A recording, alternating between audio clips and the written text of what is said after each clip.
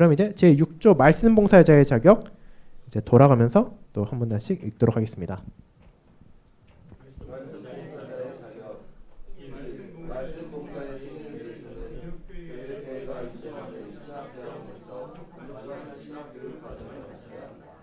이 다음과 같은 분들만이 말씀 봉사의 직분으로 부름을 받을 수 있다. 1. 연대한 교회들의 부름을 받을 자격이 있다고 공표된 분. 이 연대한 교회들 중 한 교회에서 말씀의 봉사자로 이미 봉사하고 있는 분. 3. 개혁교회와 자매관계를 유지하고 있는 교회들 중에서 부름받을 자격이 있다고 공표되었거나 현재 봉사하고 있는 분.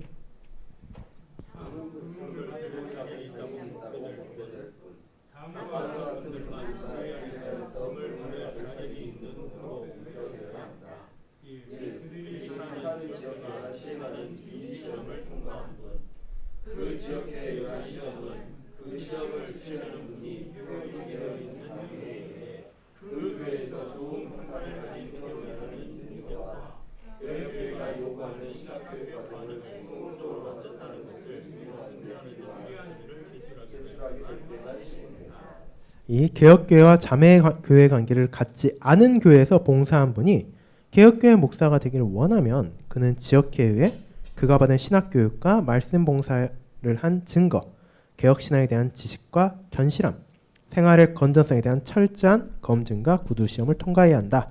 이때 총회의 대리위원들의 참석과 동의가 있어야 한다.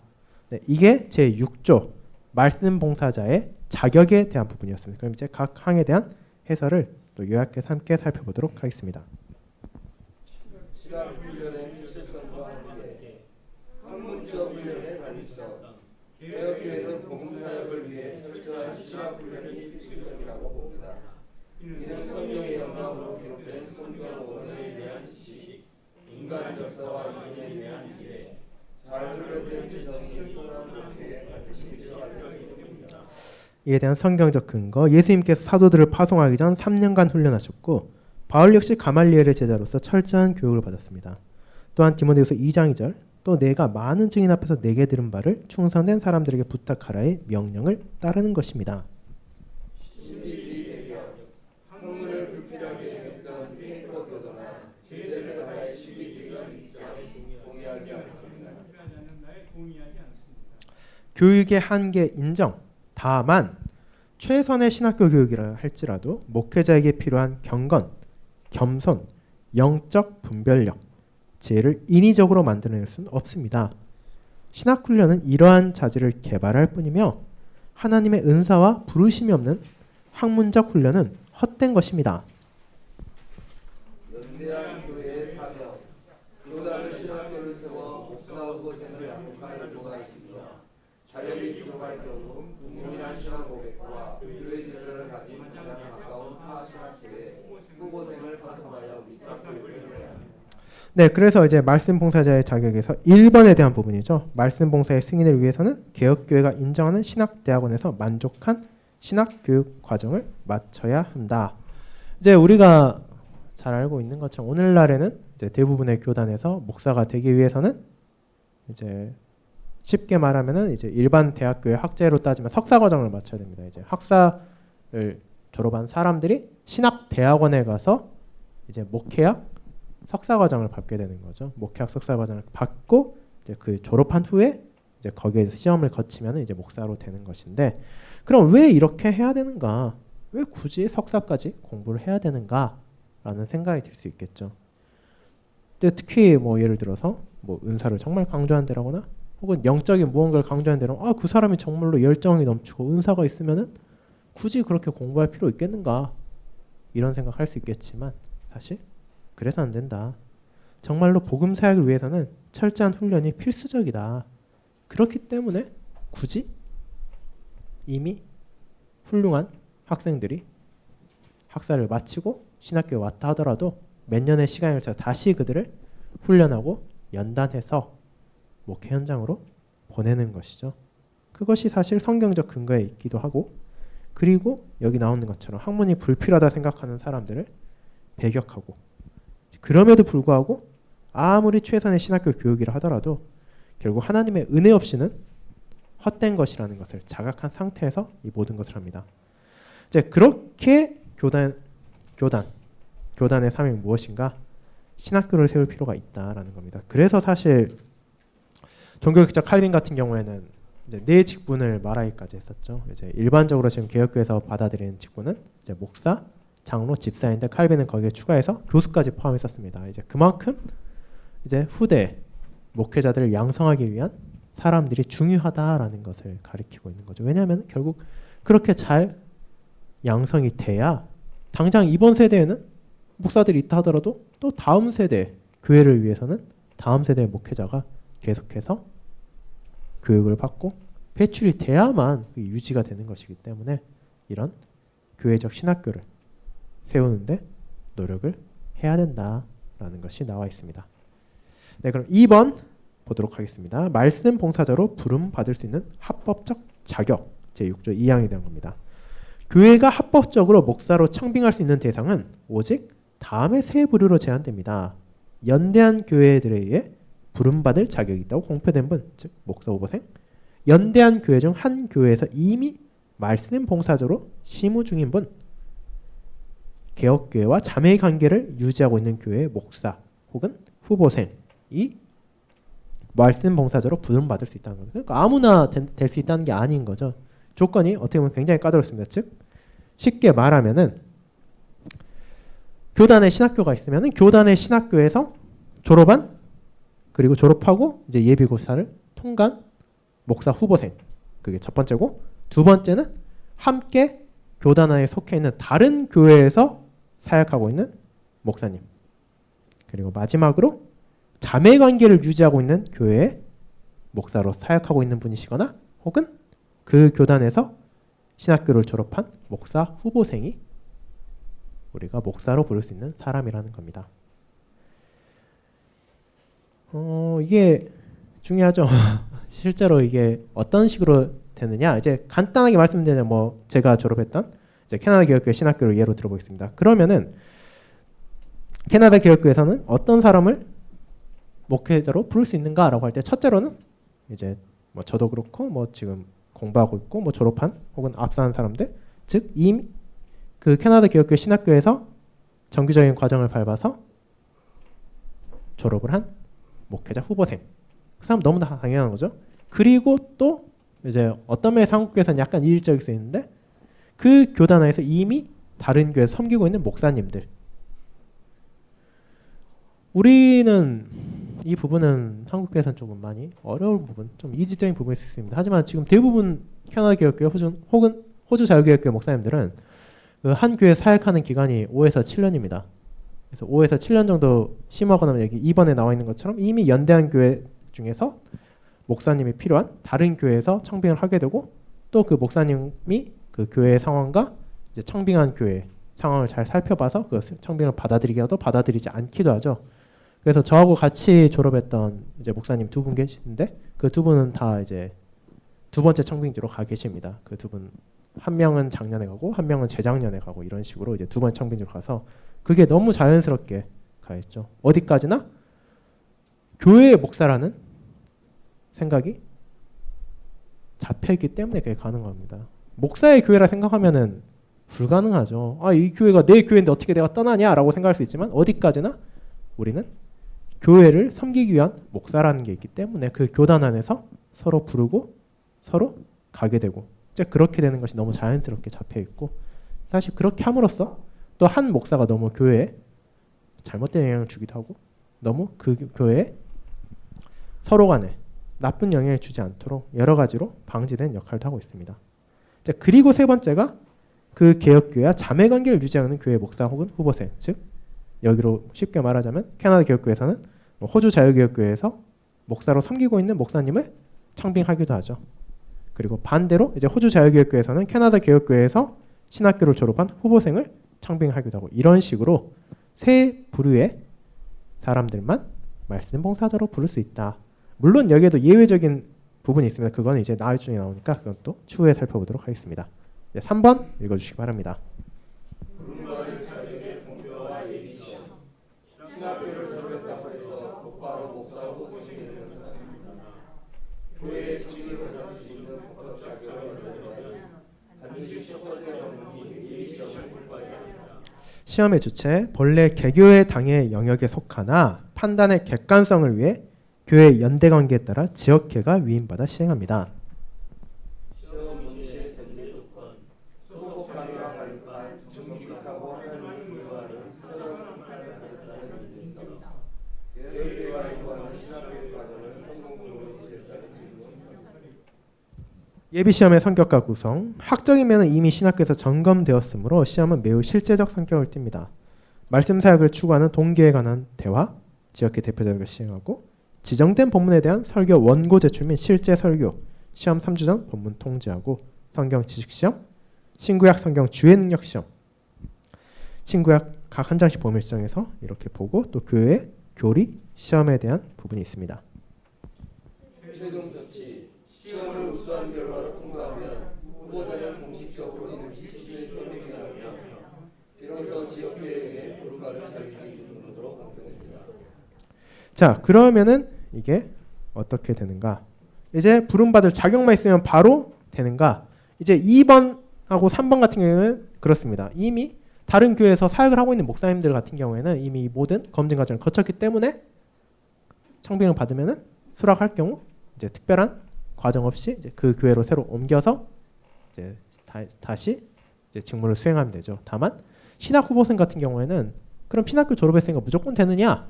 그게 아니라 예비 시험이 있습니다. 이제 신학생들이 당연히 신학교 안에서도 뭐 중간 기말고사 이런 거 있긴 하지만 그 외에 별도로 봐야 되는 시험들이 3가지 있습니다. 첫째로는 지금은 2학년 마치고로 알고 있는데 2학년 마치고 나서 방학 들어가기 전에 지역회에서 시험을 먼저 봅니다. 거기에서는 어떤 걸 보느냐? 이제 뒤에 21조에 나오는 교훈의 말씀이란 게 있는데 신학생들이 목회에 들어가기 전에 이제 검증된 설교를 통해서 강단에서 봉사할 수 있는 자격을 확인하기 위해서 이제 간단한 시험이 하나 있고 이제 그걸 통과해야만 이제 그 신학생들이 이제 목사로 되기 전에도 이제 교훈의 말씀을 할 수 있고 그리고 중요한 게 이제 이 예비 시험과 그 다음 최종 시험입니다. 예비 시험 같은 경우에는 신학교 졸업한 후에 일반적으로 신학교가 4월 말쯤에 이제 그 모든 학기를 마치고 나면 5월 중순쯤에 이제 이 날짜가 잡혀서 이 시험을 봅니다. 이 시험을 이제 졸업생들이 이 시험을 졸업학기 마친 학생들이 이 시험을 보고 통과를 해야 이제 각 교회에서 청빙을 할 수 있는 거죠.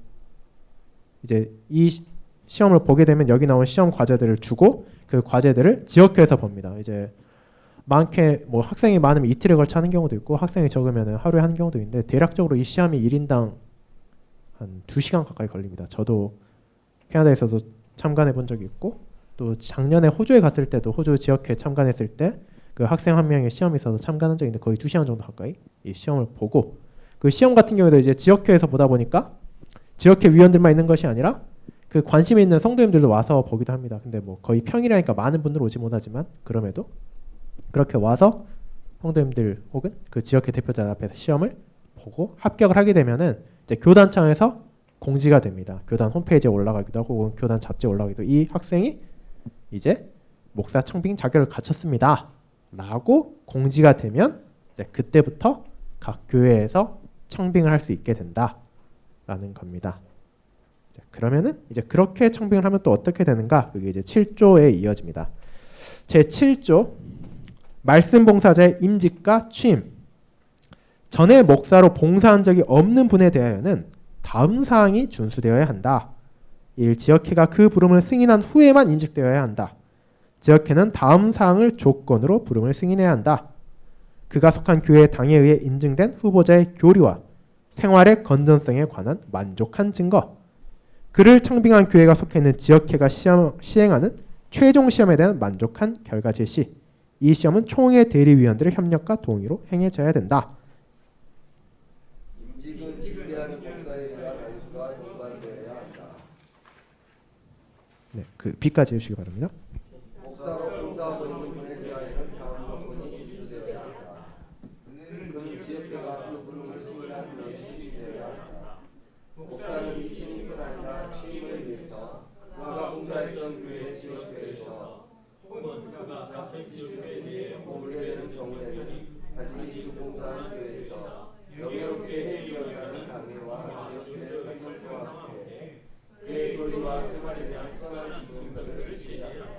그리고 개혁교회가 자매교회 관계를 유지하고 있는 교회들, 교파 중 하나에서 봉사하고 있는 분을 부를 때에는 그 지역회 찬동을 위해서 개혁교회의 교리와 정치를 특별히 다루는 신중한 대화가 요구된다. 나아가 부름에 대한 지역회 찬동을 받기 위해 부르는 교회는 하나가 광고를 했고 회중이 그 부름에 찬동했다는 보고서를 제출합니다. 그래서 1번 보도록 하겠습니다. 7조 A양 나오는 처음 목사를 임명하는 아까 말한 것처럼 이제 신학교를 졸업하고 거기에서 예비 시험을 통과한 사람이 예를 들 뭐 쉽게 예를 들자면은 뭐 저희 교회 청빙을 받아 교회에서 청빙을 하고 그 신학생 후보생이 아 제가 그러면 그 교회 청빙을 받겠습니다라고 하면 어떻게 되는가? 이제 그 경우에는 이제 이 해당되는 내용이 이어집니다. 예비 시험을 통과하고 교회로부터 청빙을 받았더라도 곧바로 목사 직분이 허용되는 것은 아닙니다. 임직을 위해서는 최종 시험이라는 두 번째 관문을 통과해야 합니다. 지역회 승인 조건, 출신 장애가 유리한 후보자의 교류와 생활의 건전성에 대한 만족스러운 증거 제시, 청소년 교회가 선포한 지역회 청청원에서 시행하는 최종 시험에 합니다. 총회 대리위원회 역할. 최종 시험은 반드시 총회 대리위원들의 협력과 동의적 자문이 있어야 합니다. 지역회와 총회 대리위원이 각각 따로 모여 결론을 도출하며 총회 대리위원회 자문이 부정적이면 임직 혹은 취임은 불가능합니다. 이 이중 점검 체계는 전 교회의 순수성을 지키기 위한 안전장치입니다. 최종 시험의 과목, 예비 시험보다 훨씬 길고 철저하게 정해집니다. 성경 능력, 시험 일주 전 원고 제출, 성경 지시, 신구약 주석, 3주 전 신구약 각 한 장 지정, 교회 역사, 교회 교리, 개혁교회 실험 고백 내용, 교회 정치 질서, 봉사, 예배의식, 교리 교육 등. 합격 후 조치, 말씀 봉사자를 위한 서명서에 서명한 후 임직 및 안수식으로 나아갑니다. 그래서 청빙 받았다고 끝이냐? 끝이 아닌 거죠. 청빙 받으면은 또 그 지역회에서 최종 시험을 봐야 된다. 그래서 이제 지역회가 예를 들어 일반적으로 이제 큰 교단 같은 경우에는 그 신학교가 있는 데서 일반 예비 시험을 보통 보게 되는데 예비 시험을 보게 돼서 청빙을 받은 교회가 그 신학교가 있는 지역과 다른 지역에 있는 경우에는 그쪽 지역회에서 최종적인 시험을 다시 보게 된다라는 거죠. 그쪽 지역이었으면 또 같은 지역에서 다시 보는 거고요. 그래서 최종 시험 같은 경우에는 시험 과목이 더 깁니다. 더 많아지고 그러니까 시험 내용도 훨씬 더 어떻게 보면은 좀 엄격할 수 있는 내용이죠. 그리고 총회 대리위원까지 여기는 함께 있어야 된다. 왜 그러면은 어떻게 생각하면 이럴 수도 있죠. 아니 우리 교회에서 목사님 필요해서 저 신학생 예비 시험 통과했고 불렀는데 왜 이렇게 지역에서 또 시험을 봐야 되는가? 왜 또 총회에서까지 대리위원이 와야 되는가 할 수 있지만 한 교회에서 목사를 불렀다는 것은 그냥 그 교회의 문제만이 아니죠. 왜냐하면은 그 여기 앞서 본 것처럼 그 사람이 목사로 세움받게 되면은 이제 앞으로 같은 교단에 있는 다른 교회들에서 그분을 부를 수도 있고 또 거기에서 합법적으로 설교도 할 수 있고 가르침도 줄 수 있기 때문에 이것은 한 교회만의 문제가 아니다. 이것은 최소한 그 지역에 있는 모든 교회와 관련돼 있고 또한 전 교단과 영향이 있기 때문에 총회 대리위원까지 거기에서 함께한다라는 겁니다. 그리고 이제 그 최종 시험에 합격하면 비로소 서명서에 사인하고 이제 일반적으로 그 주 주일이나 혹은 다음 주 주일에 임직식을 가지게 되는 것이죠. 그래서 이게 사실은 중요하고 또 이걸로 인해서 좀 난감한 일이 벌어지기도 합니다. 이제 그게 어떤 경우냐? 당연히 합격할 거라 생각하고 광고 같은데 특별한 문제 없으면은 오는 주일에 임직식 입습니다라고 했는데 이 다음 케이스가 생겨버릴 수 있는 거죠. 그게 바로 최종 시험에 불합격한 경우입니다. 그럼 어떻게 되느냐? 후보자가 사명을 포기하거나 교회가 청빙을 취소할 수 있습니다. 사역의 의지가 확고하고 교회도 계속 원할 경우 최소 몇 달 후 재시험을 허락할 수 있습니다. 단 당이나 지역회 재시험을 허락할 의무는 없습니다. 만약 불합격 요인이 개인적인 경건이나 그리스도인의 생활이나 신앙의 건전성에 있다면 재시험은 절대 허용되지 않습니다.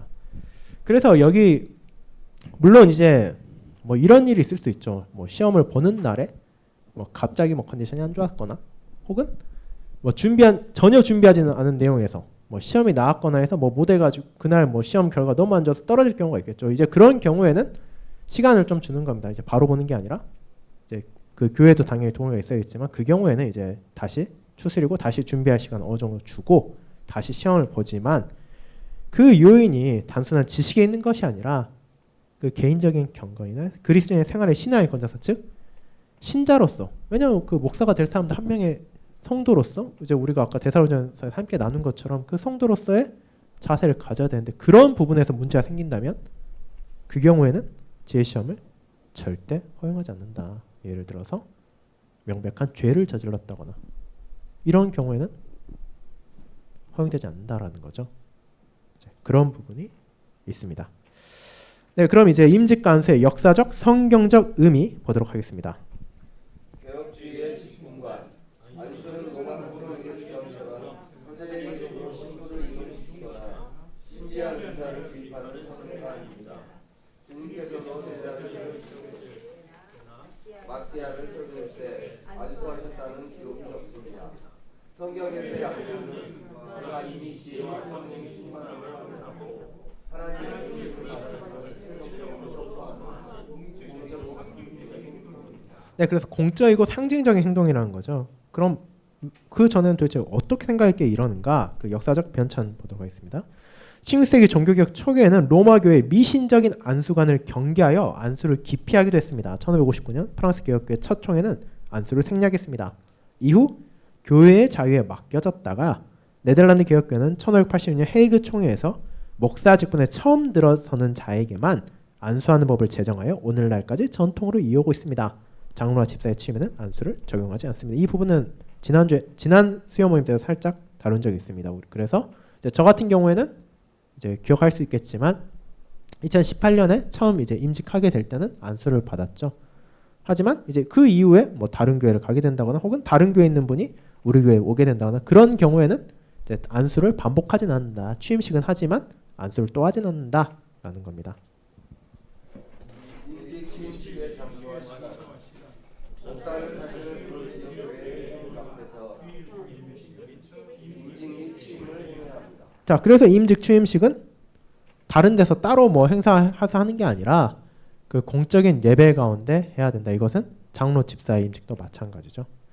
한국 장로교회에 대한 비판적 성찰. 한국 교회는 흔히 노회 혹은 지역교회에서 목사 임직을 하고 다른 교회로 옮길 때 주중에 취임식을 하여 잔치 문화로 치르는 경향이 있습니다. 이는 교회가 회중 중심이 아닌 사교 중심으로 흐르는 것으로 반드시 심각하게 재고해 보아야 할 문제입니다. 그래서 저도 몇 년 전에 제 친척분 중에 한 분이 이제 통합정도회에서 목사임직을 받은 것을 간 적이 있었는데 이제 평일에 했었어요. 평일에 큰 교회에서 한꺼번에 임직을 하고 이제 거기서 뭐 꽃다발 나눠주고 이제 뭐 축하하고 이런 게 있었지만 이제 이런 경우에는 이제 교회에서 하는 게 아니라 그렇게 한꺼번에 하고 여기 나온 것처럼 말 그대로 교제 나누고 이제 잔치하는 듯이 하는데 사실 그렇게 하는 것이 바람직하진 않다라는 것이 이제 허승희 박사님의 이 질서 해설이었습니다. 그럼 이제 이미 목사로 봉사하고 있는 분의 청빙과 취임입니다. 7조 B씨항입니다. 목회자 이동의 원칙. 목사는 경험 축적, 은사나 연령에 따른 효율적인 봉사, 혹은 목회 환경의 변화 등 합리적인 이유로 교회를 옮길 수 있습니다. 그러나 이를 가벼이 여겨서는 안 되며 주의 뜻을 깊이 고려해야 합니다. 목사가 스스로 청원하거나 교회가 일반 직장처럼 신문에 가는 목사 청진 광고를 내고 한 주간 첫 총사들을 실어 시험하는 방식은 비성경적입니다. 직분을 스스로 취하는 것이 아니라 그리스도께서 교회를 통해 주신 것이기 때문입니다. 자, 그래서 이제 아까 말씀드렸죠. 목사님이 보통 5에서 7년 정도 사역하고 나면 이제 다른 교회로 청빙을 받아 가게 된다라고 한다고요. 이제 그 교회를 옮길 수 있지만 그건 이제 가볍게 여기서는 절대 안 된다라는 거. 그래서 어떤 경우에는 그 목사님이 뭐 청빙이 왔지만 뭐 몇 차례나 거절한 경우 있어요. 청빙 왔다 무조건 그걸 수락해야 되는 건 아니고 제가 알기로는 최소한 6번, 7번까지 뭐 거부하신 분도 있는데 이제 그런 경우에는 그 목사님이 현재 사역하고 있는 교회와 또 청빙을 하신 한쪽 교회를 비교해 보았을 때 이제 청빙을 받으면 그쪽 교회로 방문을 해서 그 당회와 대화를 하고 설교를 하고 성도님들의 교제를 의무적으로 하게 되어 있는데 그 양쪽 교회를 비교했을 때 그래도 지금 있는 교회에 더 목회자의 필요가 더 크다라고 느끼면 이제 거부를 할 수도 있는 것인데 이제 그런데 여기 조심해야 될 건 무엇이냐? 목사가 스스로 청원하는 게 아니라는 거죠. 아, 나 이 교회 이제 너무 뭐 쉽게 말하면 떠나고 싶습니다. 다른 교회에서 나 불러주십시오. 이렇게 해서 하는 게 아니라 그리고 동시에 어떤 교회가 A라는 교회가 아, 우리 교회 지금 목회자 비었습니다. 우리 교회 관심 있는 분들 혹은 이 자격 갖추신 분들 교회로 지원해 주십시오라고 뭐 소위 말하는 뭐 일반 직장에서 신입사원 공고하는 것처럼 공고 내는 게 아니라 어떤 식으로 되느냐? 어디까지나 한 교회 각각의 개 교회가 한 명의 목사님께 신중한 고려를 걸치고 청빙을 하는 식으로 가게 됩니다. 그리고 이제 고려 기간 같은 경우에도 캐나다 같은 경우 보통 3주가 아니라 6에서 8주 정도 되는 것으로 알고 있습니다. 이제 우리보다 훨씬 길죠. 이제 왜냐하면 뭐 거리도 있고 여러 가지 사정이 있어서 그런 건데, 그렇기 때문에 이게 청빙은 굉장히 당에 있어서 부담이 되기도 하고 중요하기도 한 겁니다. 제가 캐나다 교육교회 있을 때 뭐 다녔던 프로비던스 교회 같은 경우는 거의 6년 정도 목사님이 안 계신 기간이 있었는데, 이게 청빙이 이만큼 신중하다 보니 훨씬 더 오래 걸려요. 청빙 한번 할 때마다 이제 지역회 조언을 구해가지고 어떤 목사님을 청빙을 할지 이제 청빙위원회를 만들어서 거기서 그 목사님들 설교도 들어보고 그 목사님을 살펴보고, 그래서 이제 청빙을 했는데 그 목사님이 거절하게 되면은 다시 또 처음으로 돌아가서 다시 청빙을 시스템을 가게 되죠. 그래서 그 한 번 청빙을 낼 때마다 보통 걸리는 시간이 뭐 짧게는 한 3-4개월, 뭐 길게는 반년 가까이 걸리기도 하는데, 그 과정이 계속 반복되면은 당연히 교회로서도 부담되고 목사님도 힘들 수 있죠. 다만 이게 그만큼 중요한 일이기 때문에 이게 세상처럼 하는 게 아니라 신중하게 우리가 해야 된다라는 것이 개혁교회 전통입니다. 이제 이동시 행정 절차입니다. 기임직자이므로 즉 이미 봉사하고 있는 분이기 때문에 질시험과 안수는 면제되나 이전에 심의하던 교회와 지역회로부터 영예롭게 해임되었다는 설명서와 교리와 생활에 대한 선한 증명서를 제출해야 합니다. 동일한 지역회는 이동시에는 당회 설명서만 필요합니다. 자매교회 목사의 특기, 외국 자매교회 출신 목사를 부를 때는 시험 대신 시험의 대화를 거쳐야 신앙 고백을 밝힐지라도 문화와 환경이 달라 이익적인 시각적 때문에 감염되어 있을 수 있기 때문입니다. 자, 그래서 이제 자매교회 목사님을 부를 때 이미 자매교회라고 이제 관계가 되었을 때는 당연히 그쪽의 신앙 고백이 충실하고 그쪽이 문제가 없는 교단으로 확인됐기 때문에 이제 자매교회로 교단이 되는데, 이제 그럼에도 불구하고 그 사람 부를 때 그러면은 자매교회 교단이니까 아무 문제 없으니까 바로 되느냐? 그건 아니고 심도 있는 대화, 이제 컬로키움이라고 하는 게 필요합니다. 이제 보통은 큰 문제가 되지 않는데 이제 그럼에도 불구하고 이게 왜 필요하냐? 예를 들어서 뭐 자매교회 중에 뭐 캐나다 교회는 자매교회 중에 뭐 장로교회도 있습니다. 정통 장로교회가 자매교회인데 그 경우에는 아무래도 웨스트민스터 신앙고백설이 있다 보니까 우리 새 일치신조와 좀 다를 수도 있는 거죠. 우리가 받고 있는 그 경우에는 새 일치신조를 충분히 바르게 이해하고 있는가, 새 일치신조를 자신의 신앙고백으로 받아들일 수 있는가, 이런 부분에 대해서는 심도 있는 대화를 거치고 거기에서 문제가 없다면은 이제 그 교회로 허락이 이제 지역회 승인을 통해서 교회로 가게 된다라는 거죠. 그리고 마지막으로 회중에 찬동했습니다. 당연히 목사 취임 전 반드시 타당한 공고를 거쳐 회중의 합법적인 이의 제기 기회를 보장해야 하며 회중의 찬동 보고서를 지역회에 제출해야 합니다. 그래서 목사 취임하기 전에 그 회중에 이제 설명을 하는 거죠. 우리가 이러이러한 청빙위원회 과정을 거쳐서 이러이러한 목사님을 청빙했고 혹은 신학생 졸업생을 청빙을 했고, 그래서 이러이러한 과정을 거쳐서 이제 예를 들어 신학생 같은 경우 최종 시험을 통과해서 취임하려 합니다. 혹은 이런 목사님을 이제 지역회 승인을 거쳐서 우리 교회 목사님 모시를 합니다라고 할 때 회중들에게 최종적으로 알리고 거기에서 혹시라도 회중의 합법적인 이의 제기가 있는지를 확인해야 되는 거죠. 이거 우리 교회 안에서 너무 잘 알고 있습니다. 이게 쉽게 생각하면 우리가 장로님이나 집사님 취임하게 될 때 그냥 투표 끝나면 끝, 이게 아니라 그 후에 2주간의 시간을 두고 있죠. 혹시라도 당에는 모르지만 개개인의 성도님들 알고 있는 것이 있을 수도 있기 때문에, 그렇기 때문에 이 동일하게 뭐 당회나 지역회는 모르지만 개개인의 성도님, 저 목사님에 대해서 혹시라도 잘못된 것을 알고 있을 수도 있기 때문에 혹시라도 합법적인 이의가 있다면 이 기간에 제기하라라고 시간을 주는 겁니다. 그렇게까지 이제 신중하게 걸쳐서 목사의 임직을 다루는 거죠. 이게 요약한다고 요약했는데 이게 설명하다가 좀 길어져서 이제 8조부터는 이제 다음 주에 다음 수요 모임 때 이어서 하도록 하겠습니다. 이제 그만큼 이제 목사에 대해서 개혁교회에서 중요하게 생각하고 있고 또 각 교회나 지역회, 특히 총회까지도 책임이 크다라는 것을 우리가 보게 됩니다. 네. 그럼 이제 주님께서 가르쳐 주신 기도 드리고 오늘 모임 마치도록 하겠습니다.